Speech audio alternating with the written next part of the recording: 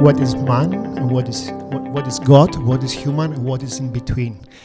That's what the poet said.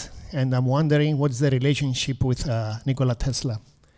You know, the forbidden knowledge was symbolized by an apple.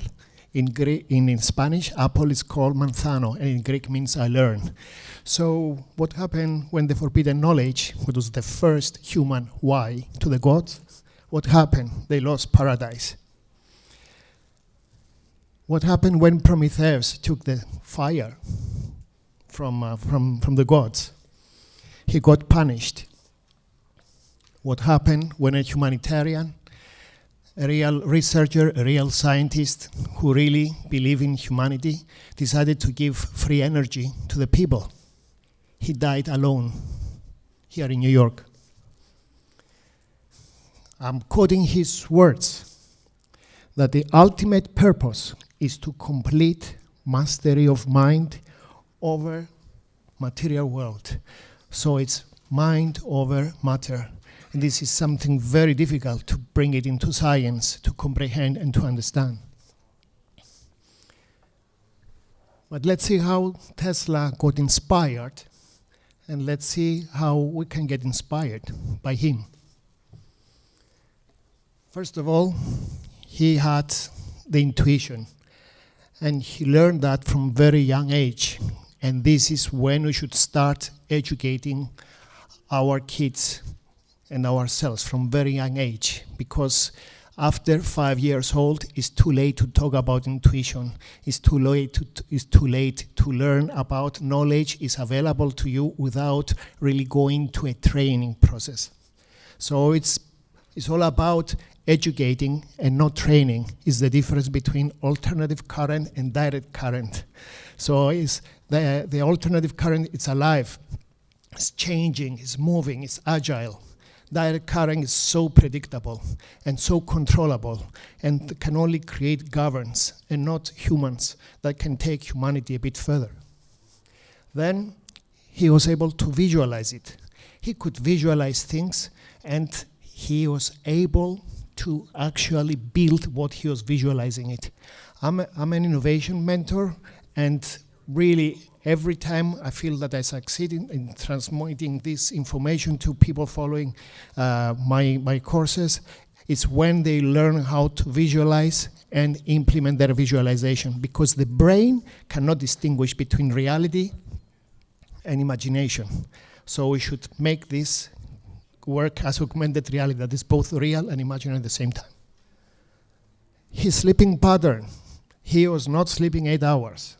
I don't recommend you to sleep 3 hours like him, but he was able to sleep 3 or 4 or even 7 times during the day, short sleeps that they could energize him. So the brain was always ready and focused what he wanted to do. He had repetitive habits, so that means he remained focused what he was doing because he really believed in it. He walked every day, and this is very, very important. I wouldn't call it in a spiritual way, because I'm a scientist, I'm an engineer, I'm a physicist, I'm a transdisciplinary artist as well. But I want to experience it. I'm an experientialist. I want to live things before I believe them. So that makes me a little human, I guess. But when you walk, like the old philosophers in the ancient Greeks, the peripatics, that they needed to walk in order to get the ideas, it's like an induction coil when you move into the magnetic field.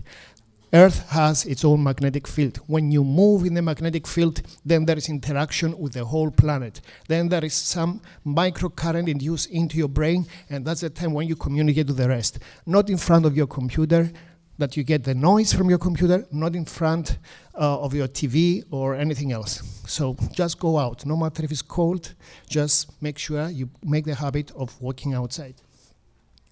And he was a non-linear thinker and a cross-disciplinary thinker. So all this make what Tesla was able to create and to offer to the humanity. To the next one. So he really believed that his brain was linked with the rest of the world, and I gave you a little example before. So his testimonies and his legacy is all there. It's available on the internet. It's very interesting that we should make sure we spend some time to find about the mystery of the brain connection that Tesla had with the rest of the planet. So it's all related to energy. It's like a chemistry you develop with your environment. So what we can do now? How can boost our hidden capacity of the brain like Tesla, that was the mastermind of this? First of all, you have to do ethical hacking. If we are humanitarians, we cannot stand still.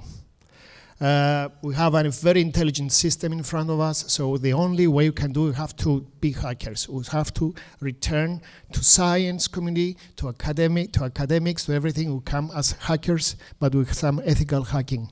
And use neuroscience and brain frequencies in order to tune ourselves with knowledge. And of course, link our brain to nature, because that's the only way to save ourselves, to save our communities, and to save our planet. What we do as Artos Foundation, as Innovation Team, and also as a silent partner with the Tesla Science Foundation, that we promote all their actions through our foundation, but also through our actions. We do this brain hacking and start from the young ones. We use also the application that the Science Tesla Foundation, Tesla Science Foundation did, and we utilize it. It's easy to share it with so many other people, and we start from the young. So they can start from the Tesla coil, so they can understand the concept of communicate and have free energy moving around, including ideas, including thoughts. So we do events like the research night, that we have more than 2,500 kids coming there and experiment with us. And we also use Tesla's technology to develop our own system that we can read the brain waves and then analyze them. We can see if they can communicate and have communication with other people within the room. So this is another way to promote Tesla's work. And of course, we do different workshops in Berlin, in Strasbourg, in Thessaloniki, in Greece, and in Cyprus, of course, that we show them how they can activate that side of the brain. They can bring new ideas and also start doing basic telekinesis as well, as Tesla did. We have here Stellark, one of the most famous performers in the world on that, actually following Tesla's experiment and do this telekinesis with activating the Tesla's manner like we did. And what I want to show here before I close is that what we want is closer, that's his words. What we want is closer contact and better understanding between individuals and communities all over the earth, and the elimination of egoism and pride. This is something that artists, politicians, and scientists, professional scientists have strong. That's why you have to bypass this. And he was very aware that, and he said that if a hate was energy, then we could eliminate the whole world. So it's between evil and divine that we're still fighting since the beginning of planet Earth. And of course, it is hard to give unlimited power to limited minds. Okay.